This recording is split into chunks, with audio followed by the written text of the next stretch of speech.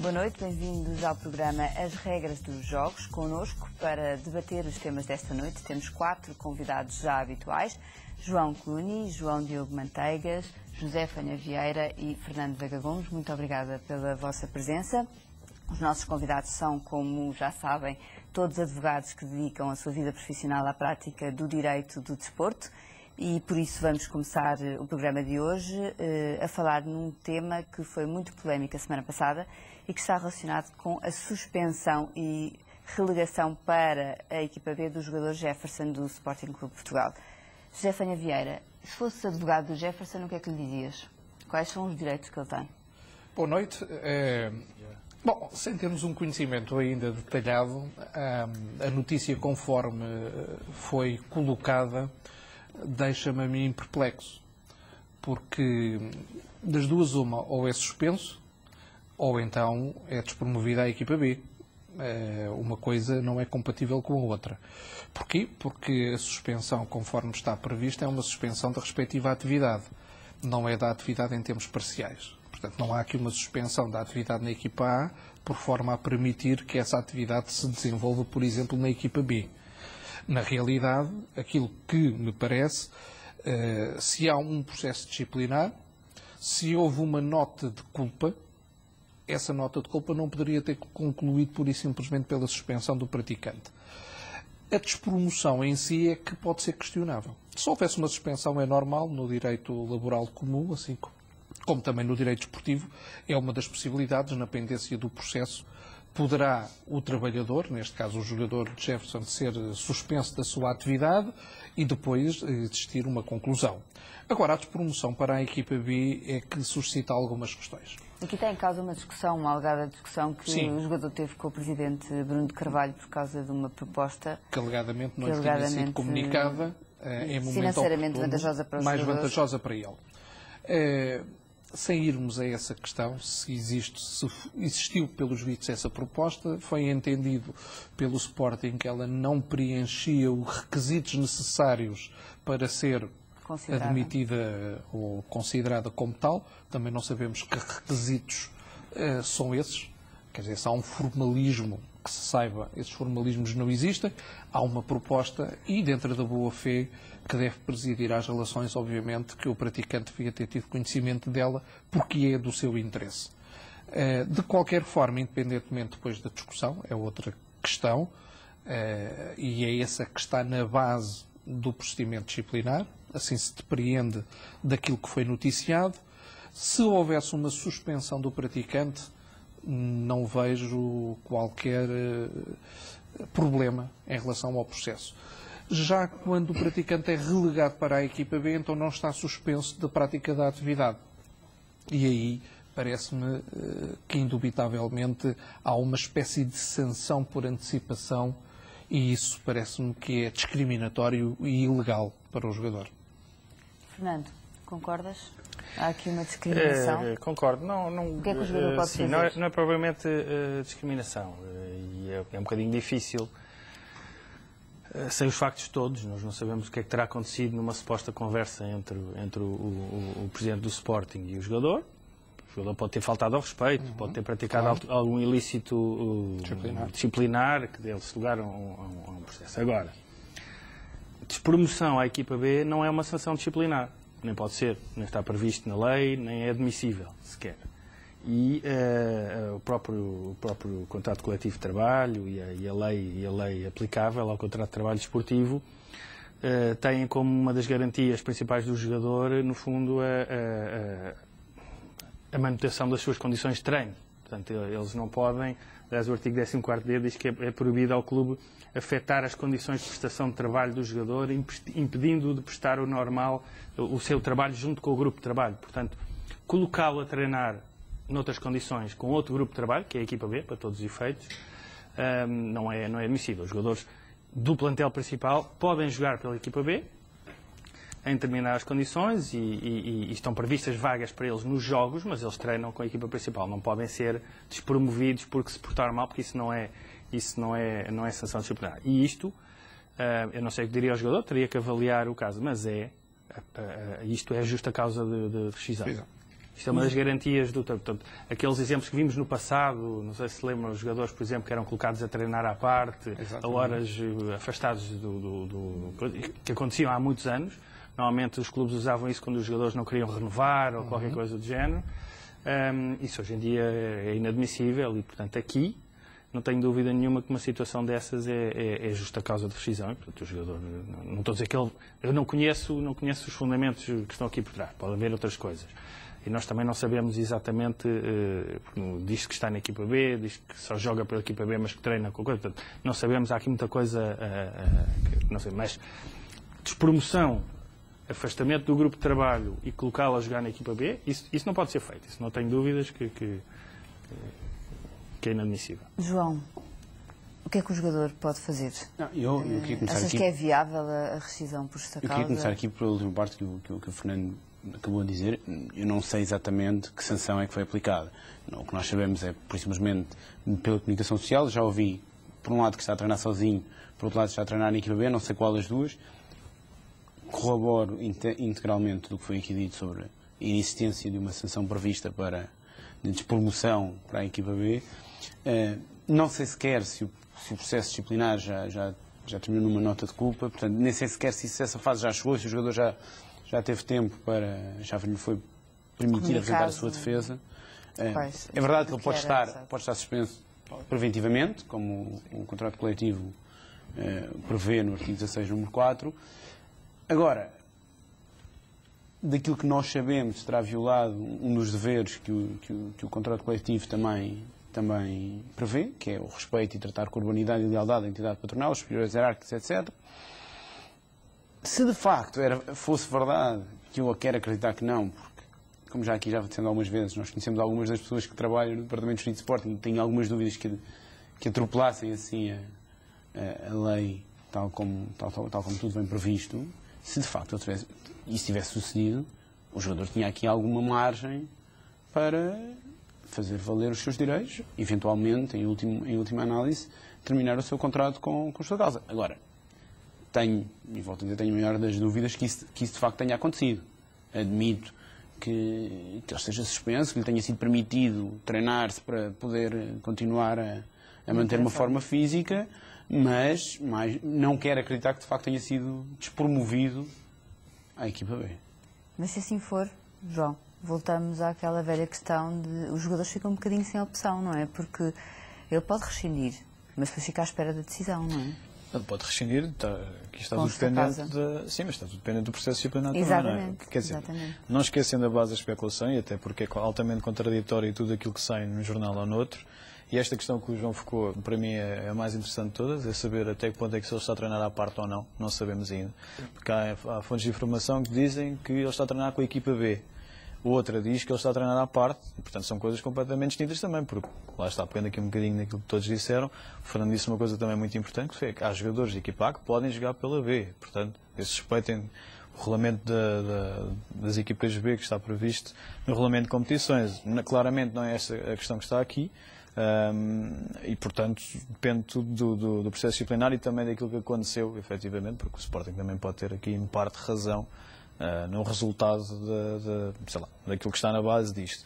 Mas também, voltando aqui, ainda na base da especulação, relativamente ao que pode estar em causa, olhando para a notícia em si, como foi veiculada cá para fora, também não deixa de ser estranho. Ou seja, falamos de uma proposta por parte de um clube ucraniano, seja de valor que for, mesmo que tenha um aumento substancial do seu ordenado e que faça algum encaixe financeiro o próprio clube, ainda que não do seu agrado, não deixa de ser estranho que uma notícia surge agora, há uma semana atrás, mês de fevereiro, final do mês de fevereiro foi a semana passada, o mercado de transferências encerrou em janeiro, portanto também é um pouco estranho, no final de fevereiro, um mês depois do fecho do mercado, é que, quer dizer, as partes chateiam aqui uma com a outra. Pode ter quando o jogador teve conhecimento, não é? Isso também é estranho, porque o jogador certamente tem um empresário de futebol, é impossível um jogador da Primeira Liga ou da Segunda Liga não ter um empresário de futebol. Às vezes não tem. Contratou um defesa esquerdo. Contratou o Antunes, ainda por cima o Málaga, que... Na verdade é contratou, portanto, exato. Claramente precisava de um defesa esquerdo. Exatamente, portanto, não acredito que o Jefferson, ou que também uma coisa é certa, se mesmo não tivesse empresário, certamente apareceria algum que não é empresário ou intermediário, ou alguém por via em representação do clube ucraniano, e que falaria com o clube. O jogador tem de certeza noção que haveria uma proposta qualquer em tempo útil. Não acredito que tenha sido isso. Acreditas que o jogador pudesse desconhecer esta proposta? Existe da parte do clube alguma obrigação de comunicar ao jogador que existe uma proposta para ele? Bom, num mundo globalizado como este, não é? Onde tudo se sabe, e às vezes até se sabe mais do que aquilo que era necessário, eu não me acredito, obviamente, que não chegasse ao conhecimento do jogador um interesse por parte de um clube. Não é porque nós estamos a falar propriamente de um clube de terceira linha. E muitas vezes os clubes usam não isso sabia. porque os jogadores pressionem o atual clube. Nós sabemos até que é o contrário. Primeiro contrata-se o jogador, negocia-se e embora não possa ser assim. Embora não possa ser assim. Obviamente que... Mas não sempre a ser isso, pelo menos há interesse, não é? Da parte dos jogadores. Sim, até porque, mas não seja... Muitas vezes até acontece o contrário. Os clubes entraram em acordo e o jogador não entrou e não pretende sair. Ou não pretende ir para aquele país? Por exemplo. Parece-me que o jogador, de alguma forma, teria tido conhecimento desta proposta. Seria difícil e é pouco crível que não o tenha tido. Quanto ao facto da necessidade dele saber, bom, dentro dos princípios que presidem às relações e também às relações laborais, parece-me que sim, não estamos a falar num dever legal diretamente emergente de uma lei ou de um regulamento, mas diria mais de um dever ético entre entidade empregadora e trabalhador, sabendo, obviamente, o que é que está em causa e também a curta duração que as carreiras dos jogadores têm e, portanto, a possibilidade que possam vir a ter em melhorar as suas perspectivas. Obviamente, eu julgo que até para um bom ambiente esta proposta deveria ter sido transmitida independentemente de qualquer outra formalidade. Não o foi. Vamos ficar a aguardar. O que é certo é que, mais uma vez, é um fator de estabilização dentro do próprio clube, dentro do Sporting, e isso também temos que restar. Tem sido uma política constante do Presidente Bruno de Carvalho. É uma política de confronto múltiplo. E quando digo múltiplo, é interno e externo. Portanto, é um confronto dentro do Sporting, e isso também já vimos. Para fora do Sporting, poderá ser, ou será mesmo, uma estratégia. Se sairá vitorioso ou não, logo se verá. Continuamos a falar de estratégias de Bruno de Carvalho, aparentemente integrado no processo de recuperação financeira do clube, que tão apregoado foi durante a campanha eleitoral de Bruno de Carvalho. O Sporting fez um investimento global de 12,65 milhões de euros e adquiriu a totalidade das unidades de participação do Sporting Portugal Fund, ou seja, adquiriu a titularidade de 100% dos direitos económicos de 13 jogadores que pertenciam a este fundo. Fernando, será isto já uma antecipação do Sporting em relação ao fim da partilha dos direitos económicos proibida pela FIFA? Como é que o Sporting conseguiu arranjar esta quantia? Pois, como arranjou a quantia, não sabemos. Não é? Isso é outra questão que nós nem sequer podemos especular. O que é facto é que arranjou. Isto, no fundo, isto é um bocadinho. Este movimento também foi feito pelo Benfica quando acabou com o fundo, e o Benfica tinha um fundo que era semelhante ao do Benfica, feito com o ESAF também, e em termos muito semelhantes. Apenas o do Sporting começou, salvo erro, 2 anos mais tarde. Este fundo do Sporting Portugal Fund termina em agosto de 2016, portanto daqui a um ano. Sendo que estes fundos normalmente têm sempre uma cláusula em que o jogador se obriga, no último ano e meio de contrato, a SAD se obriga, no último ano e meio de contrato do jogador, a colocá-lo no mercado. Portanto, isso devia estar prestes a acontecer, ou já devia ter acontecido agora em janeiro, a partir de janeiro deste ano. A maioria destes jogadores, os contratos deveriam terminar em junho, para coincidir mais ou menos com o fim do fundo, em junho do ano que vem. E, portanto, isto é, no fundo, uma antecipação, e o Sporting deve ter arranjado algum parceiro financeiro para ir procurar resgatar as percentagens destes jogadores que eram detidas pelo fundo, por forma a recuperar a totalidade. Em vez de voltar a alienar os direitos económicos a um outro fundo, um outro investidor, preferiu Provavelmente chamar porque assim... as condições do resgate seriam mais vantajosas e se virmos os valores em causa, 12 milhões e meio de euros pelas percentagens que são destes jogadores, e alguns jogadores valiosos, como o William Carvalho, o João Mário e outros, percebemos que o negócio seria vantajoso para o Sporting se o fizesse. Portanto, no caso do William Carvalho, por exemplo, fica com a totalidade dos direitos económicos e de outros jogadores e, portanto, pode facilmente recuperar esse investimento de 12 milhões e meio potencial. Vendendo os jogadores a um outro clube?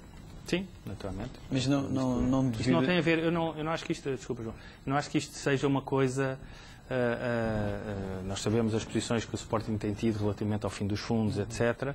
Não acho que isto seja, quer dizer, dá jeito de justificar dessa forma, mas não está diretamente relacionado. Isto é um movimento que tinha que ser feito, é uma estratégia que é bem feita. E como eu disse, o Benfica fez a mesma coisa, exatamente a mesma coisa, recomprou os direitos e as percentagens dos jogadores que estavam no fundo do Benfica, que era semelhante. Mas, portanto, isto, claro que pode ser depois, será de certeza utilizado pelo Sporting como justificação, mas não é assim. Eu não tenho dúvidas que isto era uma coisa que estava prevista e não acredito que tenha sido uma coisa da última hora. Parece-me que até pela aposta que eles fizeram na equipa este ano, na equipa principal, se calhar é fruto deste investimento estratégico que está agora a suceder. Só coloco em causa aqui uma coisa. Olhando para as percentagens que eles adquiriram, para ficar com a totalidade, eu tenho muitas dúvidas sobre a percentagem do William Carvalho e do André Carrilho. O William Carvalho readquiriram 40% e o Carrilho 20%. Fora mais os outros 11 jogadores, estamos a falar de percentagens tudo na ordem dos 25% e 15%. A mais baixa de todas é 2,5% do Xabi, que se encontra na União da Madeira, e do Cédric. Pois não, o Cédric também é 25%, o Diego Rubio. Bom, ou seja, de falar na ordem de 12.650.000 euros. 40% do William Carvalho, quando supostamente iriam vender o William Carvalho, ou o William Carvalho não sairia, se bem que não tem nada a ver com uma transferência, um valor de rescisão, um valor antecipatório para sair. Imaginemos que eles pedem 40 milhões. Atenção que isto é um fundo que estava regulado pelo CMVM. Não há aqui forma de contornar isto. Isto foi feito fecharam um acordo e adquiriram por não há, exatamente, não há qualquer outra. Não acredito que haja qualquer espécie de negociada que justifique as pessoas. Estes fundos não tiveram rentabilidade nenhuma, desejada. Tinham custos de estrutura caríssimos.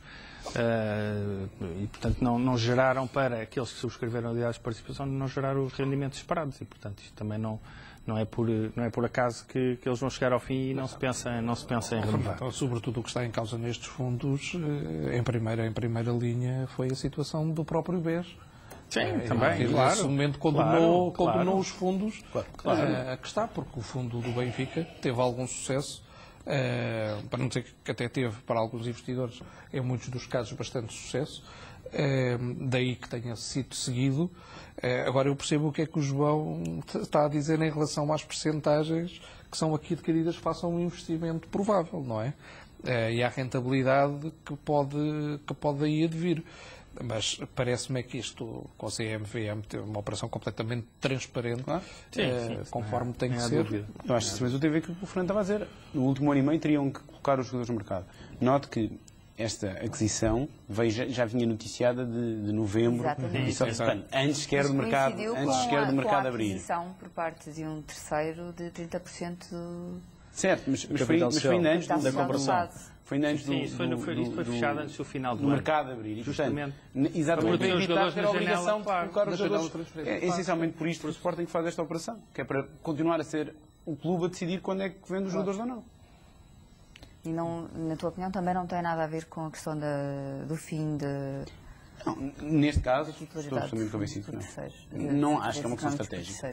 Acho que é verdadeiramente uma questão estratégica. O Sporting não queria ter a obrigação de vender os jogadores caso surgisse uma proposta adequada e, portanto, que estivesse prevista no regulamento do fundo e, portanto... Sim, até porque tinha que chegar a acordo. Não é? Isto não tomam uma decisão de o fazer e fazem. Tem que chegar a acordo. Ainda assim, é o que eu digo, eu mesmo com a CMVM, não tenho nada contra a CMVM nem a fiscalização que fazem, mas mete-me confusão readquirirem 40% do William Carvalho e de mais 12 jogadores pelo valor de na ordem dos 12 milhões de euros. Quando se pretende uma mais-valia... Que os titulares das unidades de participação se incomodem com o valor tão baixo. Obviamente que eu não tenho conhecimento de causa dos contratos em questão. Não acredito também que estando a falar, por exemplo, de um acordo com o fundo para terminar em 2016, e não acredito que o Sporting não tenha necessidade de venda de jogadores.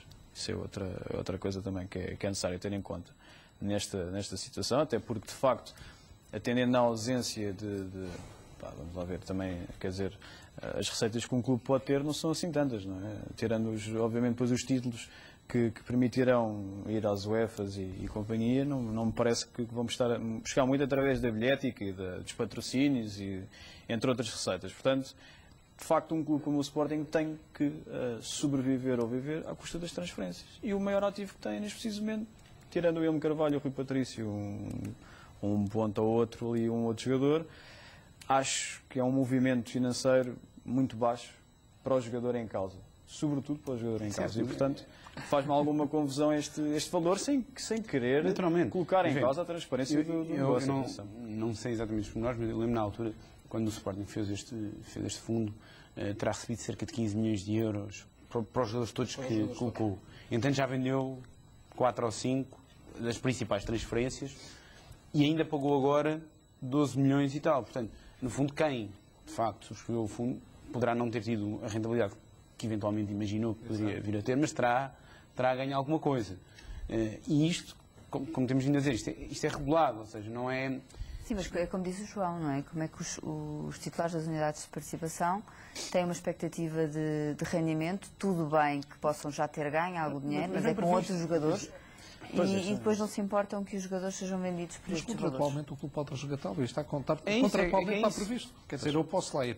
E está previsto o valor? Simplificando para as pessoas lá em casa. O que é um fundo? O fundo é uma antecipação de capitais, é um empréstimo que é feito, onde eu tenho um veículo financeiro que vou utilizar ao invés de ir ao banco e contratualizar um empréstimo normal ou ir fazer, por exemplo, um empréstimo obrigacionista. E tenho, depois, em troca desse dinheiro, há um conjunto de expectativas que são colocadas para quem faz esse empréstimo. No fundo, não é mais também do que aquilo que nós temos falado acerca dos direitos económicos sobre os jogadores. Claro. É rigorosamente isto. E às vezes até para não se pensar que estamos aqui perante coisas muito complicadas. Estamos a falar de empréstimos. E a seguir, como qualquer pessoa tem, é a possibilidade de ir resgatar, se quiser a coisa que eu fui meter os jogadores no penhor e depois tenho que lá e posso lá resgatá-los a minha propriedade, ficar com a propriedade plena sobre os ditos. E foi isso que o Sporting fez. Claro que nós podemos refletir aqui, dizendo, bom, ainda tinha até 2016, não é? Teria sido mais vantajoso colocar estes jogadores no mercado em janeiro, tendo uma mais-valia superior, mas depois teria que remunerar o fundo, mas ficava com este dinheiro para ele. Não sabemos. Resgatando agora até os jogadores que conseguirem. Vou dar um exemplo. Se o William Carvalho é vendido agora para algum clube no mercado de verão, é uma estratégia muito boa. Retira praticamente do caminho os investidores que eventualmente teriam direito. Mas isto passa... é vendido por mais de 20 milhões. Isto passa por uma estratégia também de ter, obviamente que isto, no futebol como em tudo na vida, atenção, isto passa também por uma estratégia de, vamos lá ver, de fidelidade também, não é? Porque um investidor, tudo bem, temos aqui, como o Fanha disse bem, um veículo financeiro, mas o investidor tem sempre um interesse, mesmo resgatando depois o dinheiro também, não é? Porque o dinheiro também depois volta. Mas quer dizer, o interesse é sempre a mais-valia e, portanto, se calhar eu ficaria chateado como investidor se o William Carvalho agora de facto fosse vendido por 60 milhões, não é? Mas nós sabemos digo eu, que o Sporting teve excelentes relações e relações privilegiadas com o Espírito Santo. Portanto, sim. Não, mas pode estar aí a justificação. Se dava outro programa. Já sabemos que a partilha de direitos económicos estará vedada a partir de maio. E, quer dizer, em princípio, porque entretanto há eleições e não sabemos se o novo presidente manterá esta decisão ou não, será um novo presidente, será o mesmo. Partilha com terceiros, porque entre clubes, exatamente. Entre clubes ela é admissível. Exatamente, partilha com terceiros, portanto já sabemos que em princípio isso irá acabar, mas esta atitude por parte do Sporting será também uma mensagem ao mercado? Bom, vamos admitir. Tem alguma coerência, não é? Mesmo que não esteja na base, tem alguma coerência. Mas este caso é completamente diferente dos casos que o Bruno Carvalho criticava. Claro, isto é um fundo totalmente, entre aspas, não dizendo que os outros não o são, mas é um fundo regulado, totalmente transparente, em que se sabe quem são os investidores. Não há na perspectiva de que o Bruno Carvalho fazia passar as interferências no jogo em si, que esse é que é o grande problema dele, é haver problema para a competição decorrendo dos fundos, ou obrigá-lo a vender jogadores que ele não quer vender, Eu não sei etc. se é esse o problema dele. Pelo menos é o que vem dizer. Eu não vi propriamente grande contrariedade também não na sabemos qual saída vai do ser a Rojas. Quer decisão dizer, em não o relação vi ao muito contrariado. Vi o contrariado a dizer que não pagava ao fundo, mas não o vi contrariado na venda. Pois o fundo Não, não recebeu. deixou de estar contrariado quando não, Não teve é? que pagar ao fundo. Exatamente. Claro, Estava pagou aquela contrariado parte. enquanto tinha que pagar ao Ou fundo. seja, a contrariedade não era vender um jogador, a contrariedade era pagar ao fundo. É que é um bocadinho diferente, Certo. não é? É como Não, e alguma influência à Mas mistura veio- por parte Veio dizer que se sentiu pressionado. Claro. E que fizeram, e, entre aspas, que fizeram a cabeça ao jogador. Foi esta que era a grande preocupação Que houve dele. que houve uma Mas olha, mas essa excedência de questão, terceiros. essa questão da influência, enfim, que já falámos aqui muito, não vai deixar de existir naturalmente. pelo fim Naturalmente. acabarem os fundos ou os direitos de terceiro. Mas o próprio naturalmente. Cavacho É óbvio. dizer. É, a questão, é uma falsa questão, porque a FIFA, e eu entendo que mal, em vez de ter atacado justamente o problema principal, que era a Exatamente. influência e A os da conflitos de influência. interesses, não atacou, esqueceu essa questão e disse, vamos banir.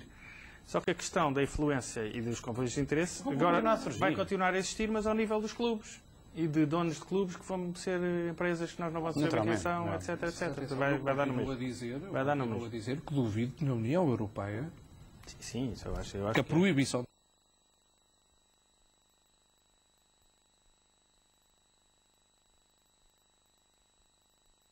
a falar em situações completamente anormais. Eu agora vou só recordar aqui uma coisa, porque andava a arrumar uns papéis e encontrei umas notícias recuando ao tempo de Bosman, que aliás está aí o aniversário, não é, da decisão à porta, nomeadamente dos 20 anos da decisão sobre o Bosman, e há páginas tantas deparam-me com uma notícia onde muitos dirigentes desportivos diziam devem rever o Tratado de Roma. Portanto, o problema da decisão do Bosman, na perspectiva de alguns dirigentes desportivos, passava por rever o Tratado de Roma, hoje com as evoluções do Tratado de Lisboa. O que indicia por vezes que há um distanciamento muito grande entre o movimento desportivo e a realidade, esquecendo-se que efetivamente o futebol, sobretudo o futebol profissional, é uma atividade económica, enquanto atividade económica que é, aplicam-se as mesmas regras que se aplicam às demais atividades A económicas. questão é saber E aqui onde um é que se dos casos. encaixa. Na parte A verdade, económica, a verdade é que a Federação Espanhola já esteve para adaptar as suas regras à nova orientação da FIFA e optou por esperar mais um tempo sim, para a ver Federação como é Portuguesa que... também ainda não o fez. Vamos agora para um breve intervalo. Voltamos dentro de momentos para a segunda parte do programa As Regras dos Jogos.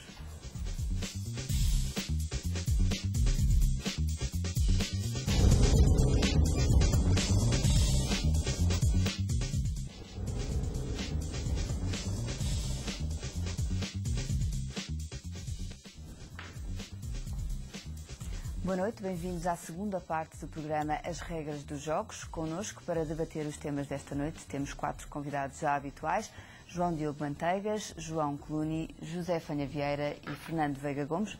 Muito obrigada mais uma vez pela vossa presença. Acabámos a primeira parte a falar de fundos e de partilha de direitos económicos de jogadores de futebol. Começamos a segunda parte do programa a falar na FIFA e no já tão famoso Mundial de 2022, que realizar-se-á, em princípio, no Qatar.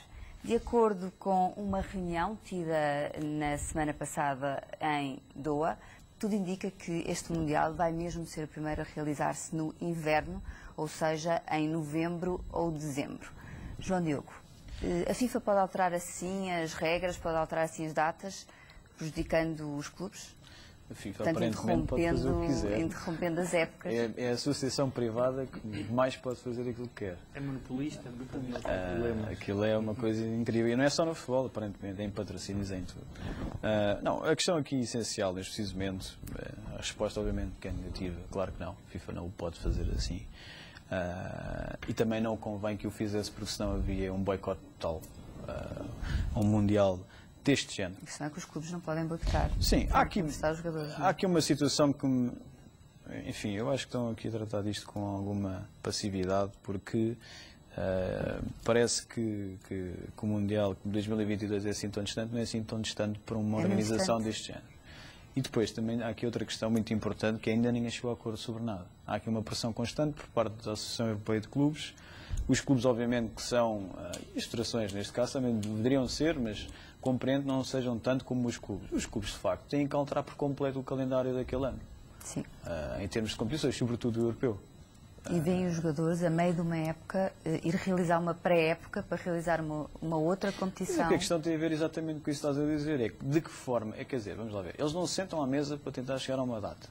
Depois temos a FIFA a avançar por um lado e dizer a data vai ser esta, não tenho dúvida absolutamente nenhuma. Estamos a falar de inverno, não é? 2022, novembro, dezembro, seja o que for. Mas estamos a falar da altura de inverno. Mas também ainda não se sentam à mesa com os parceiros, a dos clubes, as confederações. Há ligas que até param em dezembro, portanto, para essas não vai haver... Mas para essas, as Rússias e o Norte da Europa, quer dizer, não terão tanta dificuldade, creio eu. Mas ainda assim, quer dizer, vou pegar, por exemplo, no exemplo da Rússia. Quero acreditar que o 11 principal da seleção futura da Rússia em 2022 não joga todo na Rússia, não é? E outros países que tenham os campeonatos parados no inverno. O exemplo, se calhar, não é o melhor. Até porque a Rússia, se bem me lembro, falámos aqui há uns tempos, que estava a querer limitar os jogadores. Agora, quero preparar uma boa seleção para 2018. Mas ainda assim, tudo bem. Mas ainda assim, será o Mundial 2018. Neste momento é mais provável que haja muitos jogadores das outras seleções isso a jogar na Rússia do que ao contrário. Eles estão a adotar, obviamente, e eu acredito assim, e apoio, atenção, e apoio a 100%, que me dera a mim que Portugal tivesse nos campeonatos essas possibilidades, não é?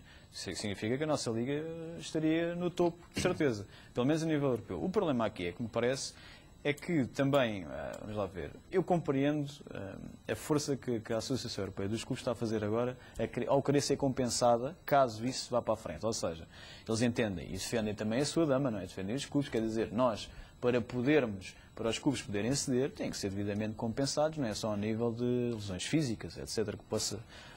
ocasiões que possam surgir durante o Mundial. Desgaste físico, mesmo que não haja lesões. Mas se houver um acordo, e lá está, volto a falar da mesma pessoa, neste caso o Jerome Valco, o secretário-geral da FIFA, que é sempre, parece-me um peão que já quando foi o Mundial do Brasil também disse que aquilo era uma vergonha, que não estava nada em condições e depois foi uma maravilha. Ou seja, temos aqui sempre um peão no meio também que parece que não está a ajudar.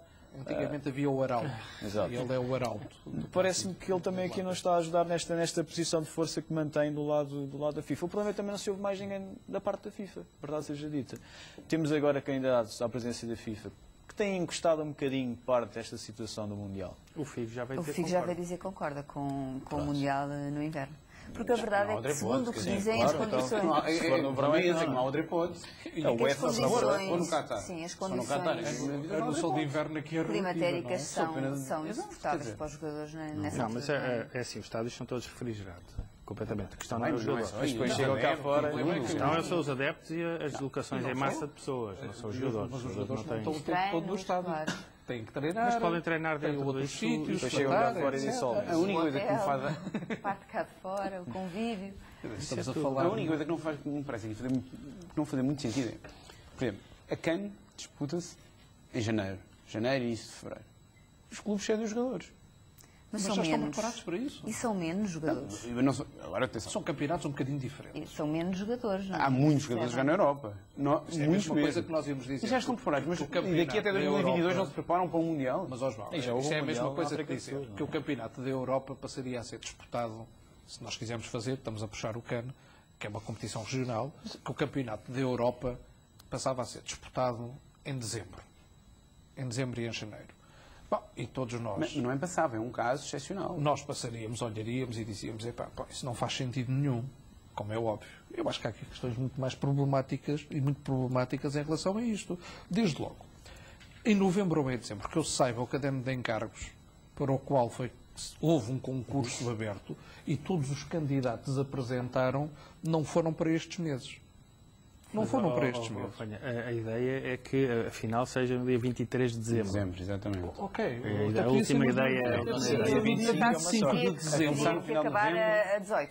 Até pode ser no dia 25 de dezembro, que para eles não é dia. Não ser no dia 24 a 25. Pode ser no dia 24 à noite, que para eles também não é dia. Obviamente não será. Para nós é. Para eles não. Falar a sério, não será. Portanto, agora vamos lá ver. Nós temos que pensar aqui assim de uma outra forma. há um problema de fundo, é um problema de base. Este Mundial nunca deveria ter sido atribuído nas condições em que foi. Está a tentar E agora remediar. Exatamente, agora estamos no Mas, domínio do improviso. então qual seria a solução? Não é? A minha pergunta, A solução pode para mim.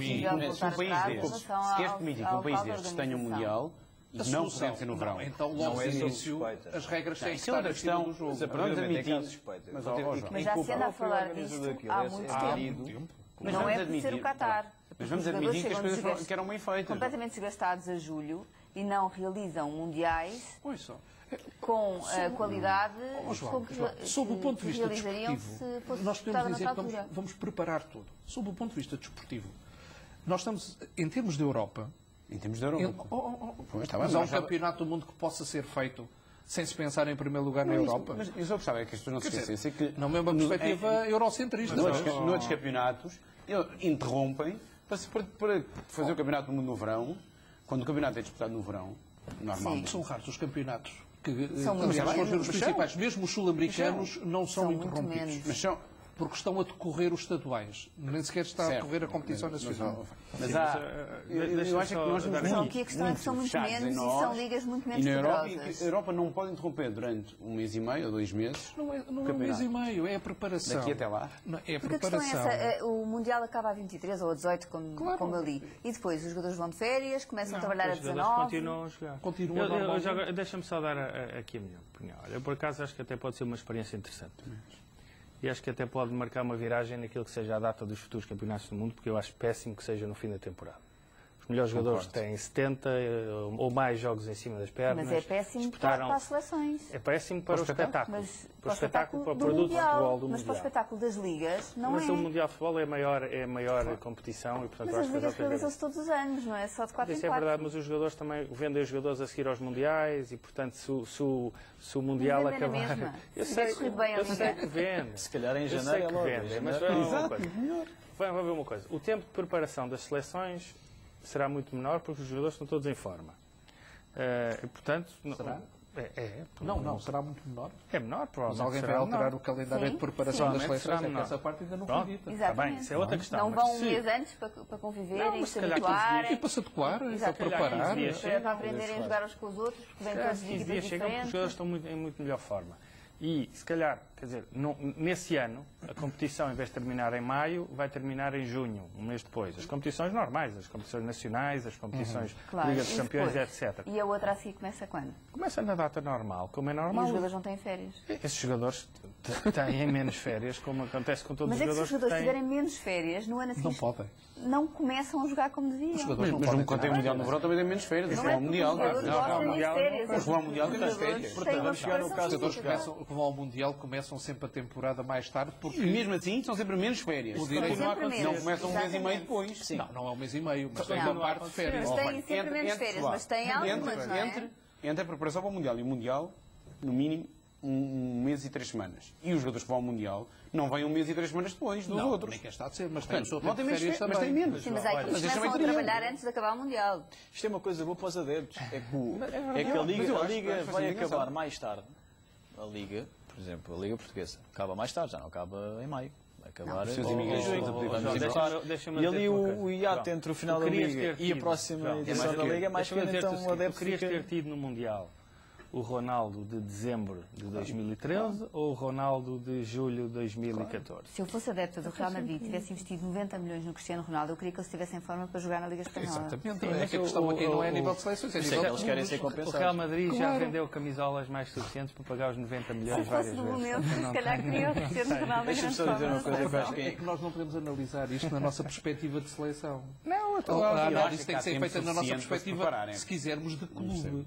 E a questão é ou não é justo os clubes Claro. sentirem-se lesados E não é só essa com esta questão. medida? Isso eu acho que O Fernando Isso é falava há mesmo bocado da questão do evento ser um evento muito... Mesmo para o público, tu vibras com o quê? Ou ser o evento com mais os mundiais importante. ou com a- Eu vivo é com os melhores jogadores em forma e Sim, mas a generalidade das e- pessoas do adepto vibra com as ligas. O Mundial é de 4 em 4 Oh, Fernando, anos. aí eu Tá bem, confesso é verdade. até como Por isso é adepto que não de afeta. futebol, como adepto de futebol, vou-te ser muito sincero. Não és adepto da seleção? Não sou um grande... Não sou da seleção, não sou adepto de mundiais nem de europeus. Tirando as fases finais, obviamente. Mas de qualificações, vou ser muito sincero. Em termos de qualificação, é raro acompanhar Portugal ou qualquer outra seleção, não interessa. Não me motiva. O que de facto me mantém motivado no futebol são as ligas. São os clubes que eu aprecio. É o Benfica, ou sei lá, é a Juventus, a Liga Inglesa, seja o que for. Isso é que me motiva. Mas agora, se há ali uma E a Liga Inglesa vai ser das principais ligas assim, mais afetada. Claro. Provavelmente é mais afetada. Se calhar afeta logo. Quanto é que fala um Boxing Day? Exatamente. Será que o Acredito. Boxing, será que o Boxing O jogo agora falou de uma coisa muito interessante, o que era se as qualificações pudessem ser... E o Boxing Day não é em maio. Eu acho que isso vai ter implicação. Será que vale? Não, isso vai ter implicação nas Isso é que era qualificações, engraçado. na qualificação para o Mundial. Que era agrupar as qualificações, em vez de ser aqueles jogos. O calendário FIFA vai ter que ser alterado tempo completo. Isso é que era engraçado fazer. Tudo pode ser muito Era uma boa ideia. interessante. Fazer a qualificação mundial logo a seguir. Era tudo junto. Claro. Isso é que era engraçado, porque estes jogos da seleção, em que os jogadores estão lá 3 dias, Quer dizer, atenção não uma treinam, mal podem sequer organizar o jogo e depois vão jogar, mais valia fazer com o 3 jogo. dias são poucos. A maior parte deles Não, uma espera. semana. Mas atenção à Não, questão. para o primeiro jogo não, mas para o segundo já tiveram uma semana. Mas para o primeiro jogo, Sim. Imaginemos que o FI ganha as eleições. Supostamente vão entrar mais seleções. Isso vai Não, ter que é que aumentar também ainda está mais o leque da em cima da mesa. qualificação Está para o em cima da Mundial. mesa. Isso é uma questão. Em termos de virem ou não virem. Mas a questão aqui é outra. É o Peço-vos Qatar desculpa. em concreto. A questão aqui começa por ser essa. Começa por ser o Exatamente. Qatar. Segundo, começa por ser uma alteração, isto que equivaleria quase a dizer que os Jogos Olímpicos de Verão, que também são de 4 em 4 anos, passariam a ser de inverno porque foram para o Qatar. mas não o é? Qatar nunca vai poder organizar um Mundial. Vai. Não sei. Mas sem ser Reparem. sob suspeita.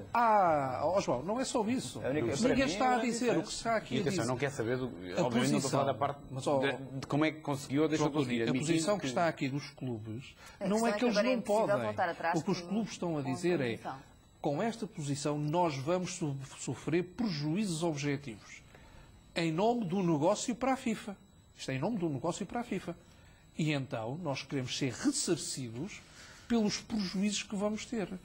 E olhando ao dia de hoje, com aquilo tudo que temos, se tudo continuasse tal e qual como estava, os clubes vão ser prejudicados. Não, e e nós tem não podemos aqui- perder de vista que são os clubes que pagam aos jogadores.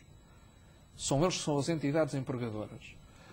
Também têm o seu espetáculo montado e isto afeta tudo. Afeta patrocinadores, afeta competições inteiras e isto tem que ser visto. E a FIFA pôs-se numa posição que, aliás, é normal ter, que é não quer saber, está decidido e agora vai ser assim.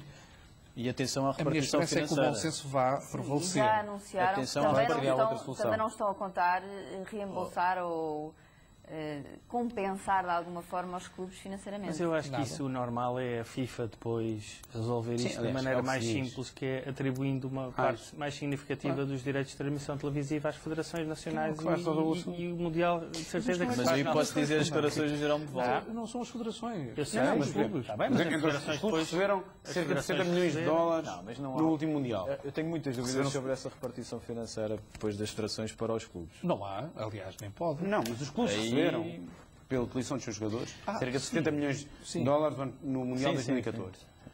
Aqui a única coisa que se está a discutir é se vai receber ainda mais do que isto. Que isto vai receber sempre. são É que a Esse questão valor. é que o próprio E tem Mundial de evoluído brutalmente. 2014, o próprio Mundial de 2014 supostamente já correu pior por causa das condições climatéricas. Foi uma das razões invocadas por vários claro, e treinadores, houve por ali vários situações médicos complicadas, para o Exatamente. insucesso de algumas Quer dizer, equipas. nós pela primeira vez tivemos uma situação onde é intervalos. dada uma instrução para um jogo ser interrompido a meio da primeira parte para os jogadores se poderem refrescar.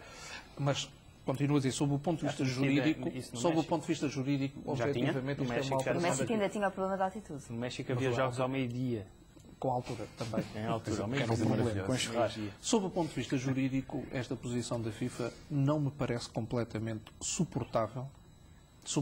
Há uma alteração, eu acho que qualquer outro candidato que foi disputar com o Qatar em determinadas condições que agora são alteradas de forma unilateral. Isto não é transparente, mas também a FIFA é tudo menos transparente. Mas deixa-me só colocar uma última nota, até por causa disso que estavas a dizer. Não é, a questão não é ser Vamos lá ver. Isto tem tudo um seguimento. Isto é uma história que não começa... que não começa por causa das condições climatéricas. Isto tem a ver com uma história que começa exatamente pela atribuição da forma como é atribuído. Não é só o Qatar. A verdade é que agora está tudo em obras. Os estádios estão em construção, não pode voltar-se atrás. Se quiser concorrer legalmente e de forma honesta, terá a oportunidade de organizar um campeonato se de facto tiver o melhor caderno em cargos. Terá certamente. Quero acreditar que não respeitar da minha forma isso. Mesmo tendo acontecido tudo o que aconteceu e que não sabem o que foi porque nunca foi revelado, neste momento, mudar a localização do Mundial, com o estádio já em construção... Sim, é uma tragédia. Era uma tragédia financeira, é completamente impossível que isso aconteça, portanto tem que se tentar adaptar. Quando se diz sempre, nos estádios não vão estar prontos, acabam sempre por estar. A verdade é esta, melhor ou pior, para aquele torneio. Então, basta ver, agora no Brasil já há uma data deles que estão a sofrer obras porque estão a dar vários problemas. Mas,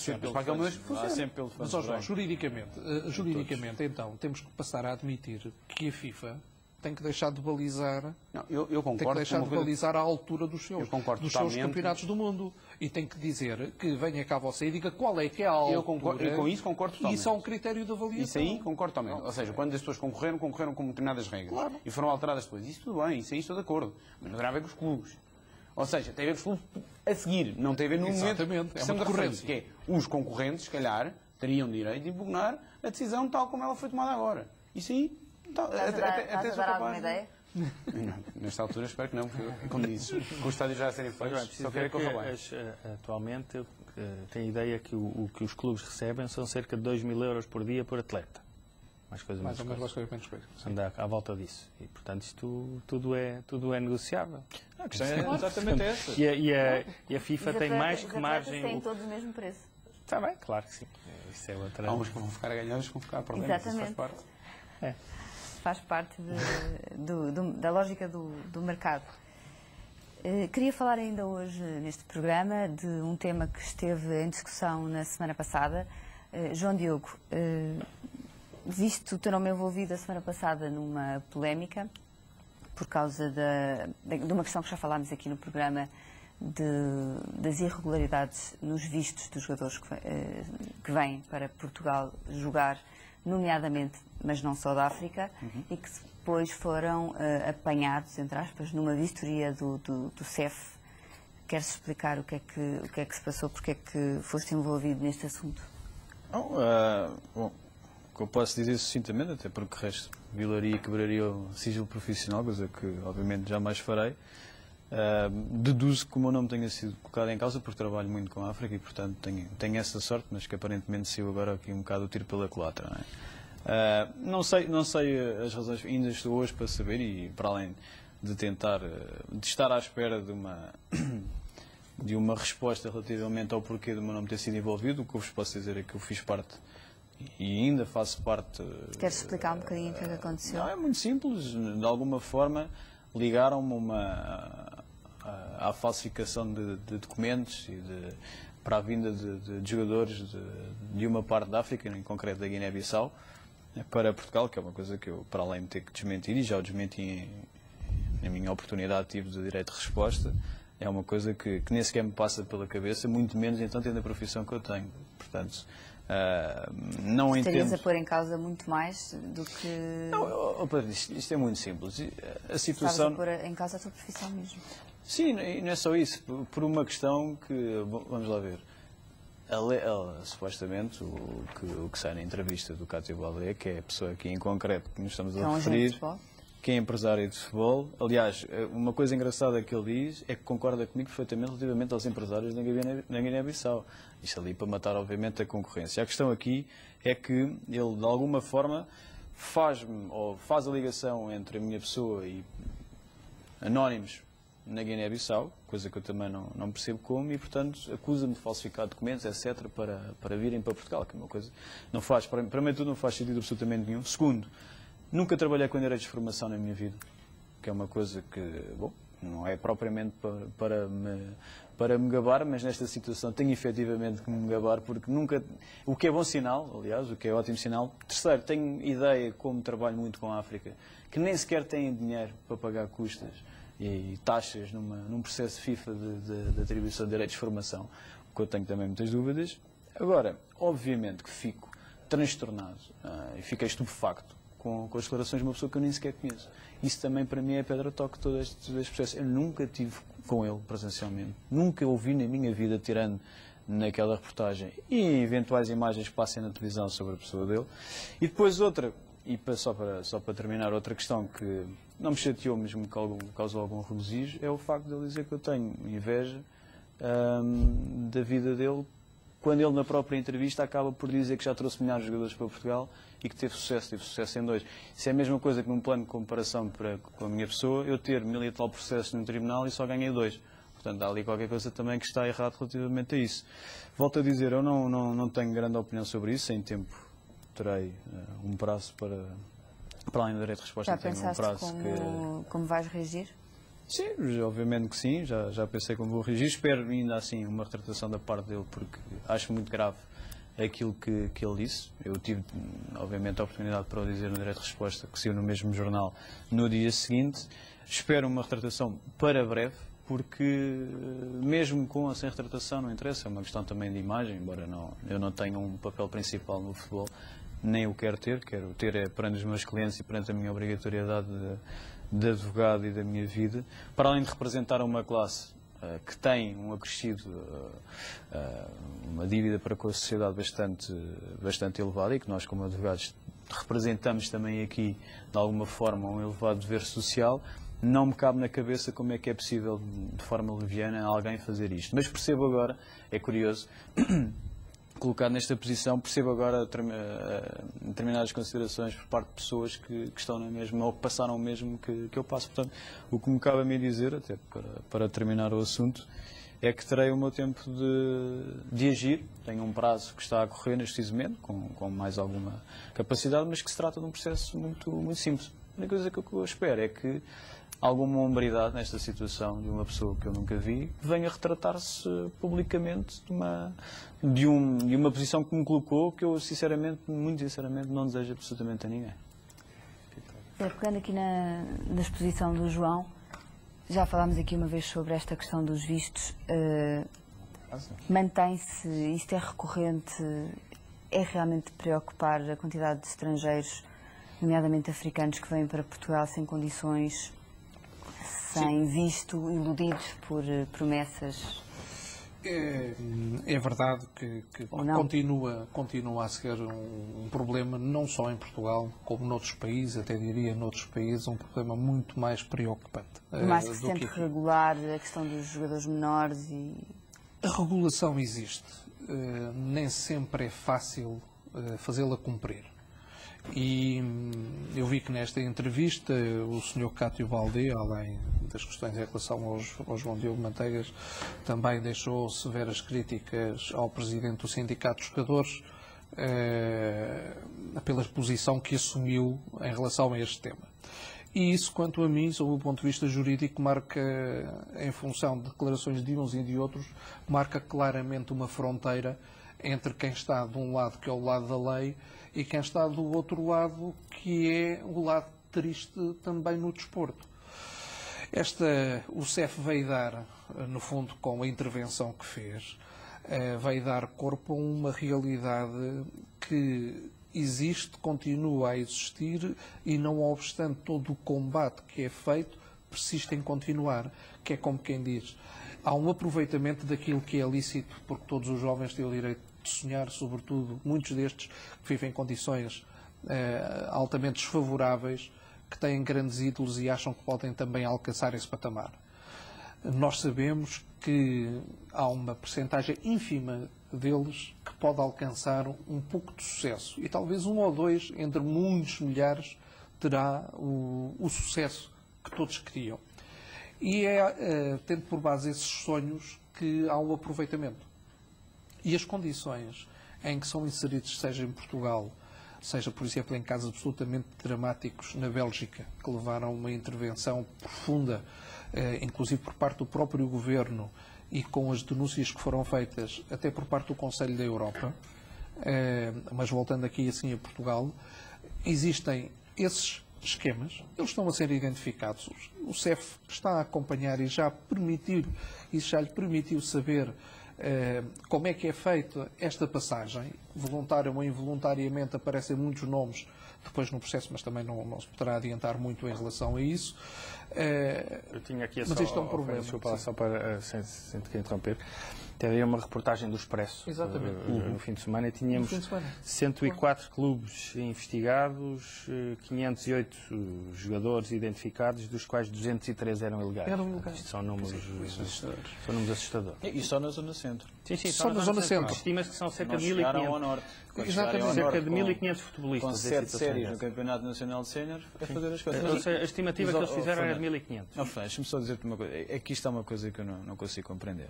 Isto é muito simples. Isto claramente que é para sacudir a água do capote e para ir para cima e desviar a atenção completamente dele e de eventuais parceiros. Mas isto é muito simples. O jogador vem para cá de forma legal. O jogador vem para cá com os papéis. Vem com um visto, vem com os papéis, tudo direitinho. O problema não é esse. O problema é que não podemos estar à espera, nem ninguém é ingênuo primeiro, para começar. E depois, não pode estar à espera que se vierem 100, por exemplo, num ano, ficam todos em qualquer clube. É que passado um tempo, passado 6 meses, os vistos não vêm com visto de trabalho, vêm com visto de estado temporário, que tem uma validade. Daqui a um ano, eles ainda cá estão. E, portanto, é normal que estejam ilegais. Porque também ninguém vai pagar o bilhete de viagem de volta para eles. E depois tem outro problema. E aí eu cedo e tenho conhecimento de causa destas situações exatamente por trabalhar com a África, que é o quê? O facto de eles regressarem ao país, que é uma parte ínfima de qualquer um deles, chegam lá à casa de regresso como um insucesso. Quase que a família cai-lhes em cima e veem aquilo como um falhanço total. E não são bem aceitos. Portanto, há aqui também uma miscelânea que muitas vezes pagou a que pagou, para, exatamente. Mas isso mais até no caso, fazer isto. e houve um caso de um jogador brasileiro que disse claramente isso, pagaram ao empresário pessoal para trazer para cá o jogador. O próprio Cádio Balé admite que isso acontece no Brasil. Diz que não acontece em África porque não há tanto dinheiro para pagar. Lá está. Mas acontece. Não, mas não adianta ele dizer que não, porque acontece. E essa entrevista para mim tem pormenores absolutamente assustadores, que é quase culpar os jogadores no sentido de dizer, não, a maior parte é culpa deles, porque eles é que não conseguiram ter sucesso desportivo. Bem, vamos ter que ficar por aqui. Agradeço mais uma vez a presença aos nossos convidados. Voltamos para a semana para mais uma edição do programa As Regras dos Jogos. Boa noite.